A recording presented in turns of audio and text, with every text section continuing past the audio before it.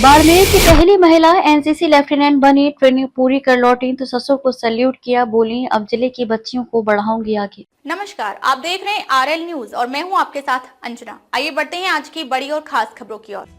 बाड़मेर की सरिता lieutenant ANO सरिता के नाम से जानी जाएंगी। दो बेटियों की मां सरिता लीलर ने 75 दिनों की ट्रेनिंग मध्य प्रदेश के ग्वालियर ओटीए में एनसीसी ट्रेनिंग ली। इसके बाद उन्हें एनसीसी में लेफ्टिनेंट के पद की जिम्मेदारी सौंपी गई है।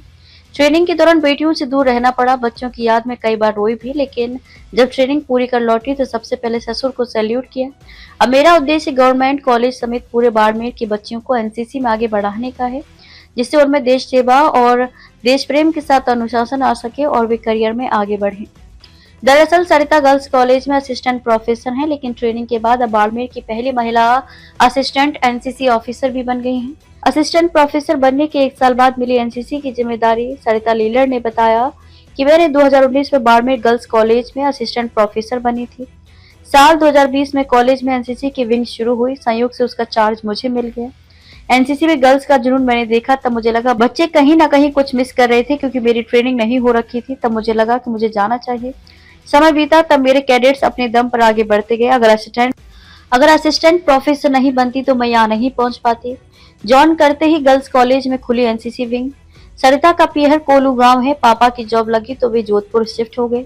वहीं पर मेरी एजुकेशन हुई है। मेरी पोस्ट ग्रेजुएशन कंप्लीट होने पर आरपीएससी की पोस्ट आ गई थी। साल 2019 में फर्स्ट प्रयास में मेरा असिस्टेंट प्रोफेसर के पद पर चयन हो गया। गर्ल्स कॉलेज ज्वाइन करने के साथ 22 लाख कॉलेज में एनसीसी ओपन हुई। मुझे उसका चार्ज मिला तो मैंने उसे संभालने की ठानी।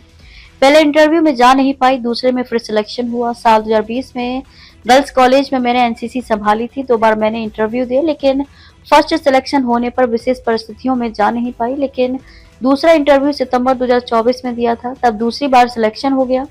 मेरी ट्रेनिंग ग्वालियर मध्य प्रदेश में 7 जुलाई से शुरू हुई, जो लगातार 75 दिन तक चली थी।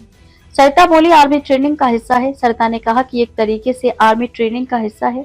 NCC second line of defence मानी जाती है। ऐसे कैडेट्स तैयार हो जो अपनी जिम्मेदारी के साथ किसी भी कठिन परिस्थितियों में भी देश के लिए तैयार हो सके। इस ट्रेनिंग में बहुत सारी ट्रेनिंग हुई, जैसे weapon handling, field craft, battle craft, बहुत सारी सोशल एक्टिविटी थी। सीपीआर समेत कई प्रकार की ट्रेनिंग दी गई। जो मुझे ट्रेनिंग में मिली है वो सारी चीजें मेरे कैडेट्स को सिखाऊं। सरिता ने कहा परिवार, एनसीसी बच्चों सभी को संभालने में मेरे परिवार का बहुत बड़ा हाथ है। मेरे पिता ने उस समय में भी गर्ल्स एजुकेशन को प्रमोट किया। शादी से पहले मेरी पोस्ट ग्रेजुएशन करवा दी थी। शादी के बाद भी मैं लकी हूँ कि मुझे ऐसा परिवार मिला जो एजुकेशन की वैल्यू समझता है। मेरे सास ससुर ने मुझे कभी नहीं रोका। उन्होंने खुद कहा कि घर के काम होते रहेंगे, आप जाकर पढ़ाई करो। ससुराल से मिला पूरा सपोर्ट। सरिता ने कहा ट्रेनिंग के लिए जा रही थी, तब मेरा मन जाने का नहीं था कि मेरे बच्चे कैसे रहेंगे, लेकिन बड़ी वाली बेटी मेरे पास आई और मुझे गले लगाया और कहा कि आप जाओ, बेस्ट ऑफ लक। तब उससे प्रेरणा मिली कि 8 साल की बच्ची मुझे ट्रस्ट कर रही है तो मुझे करना ही है। मेरा लक अच्छा है कि मुझे बहुत अच्छा ससुराल मिला। मेरे सास ने ये कभी नहीं कहा कि ये काम पड़ा है, तू जा रही है। मेरे ससुर मुझ पर हमेशा ट्रस्ट करते हैं। वो बोलते हैं कि सरिता जो कर रही है वो अच्छा ही करेगी। बच्चे पूरा परिवार संभाल लेता था। अब तक के लिए बस इतना ही। फिर मिलते हैं कुछ ऐसी ही बड़ी खबरों के साथ। तब तक के लिए नमस्कार और देखते रहिए आरएल न्यूज। ऐसी ही लेटेस्ट अपडेट पाने के लिए हमारे चैनल को लाइक, फॉलो, सब्सक्राइब करें और बेल आइकन दबाना ना भूलें। अगर आप हमें फेसबुक, ट्विटर या फिर इंस्टा के माध्यम से देख रहे हैं तो हमें कमेंट जरूर करें। धन्यवाद।